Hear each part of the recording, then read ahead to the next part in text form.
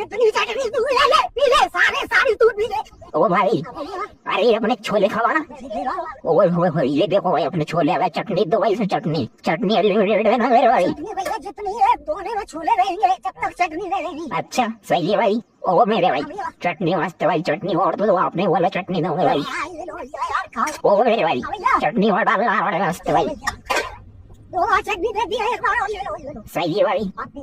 ओ मेरी जान इसमें चटनी डालना मुझे कुछ ज्यादा ही आ रहा है। कितनी चटनी तू ले ले पी ले सारे सारी तू पी ले और जो मेरे ग्राहक खड़े हैं इनको मैं खुद पीऊंगा पहले पी तू चटनी पी ले पूरी अच्छा।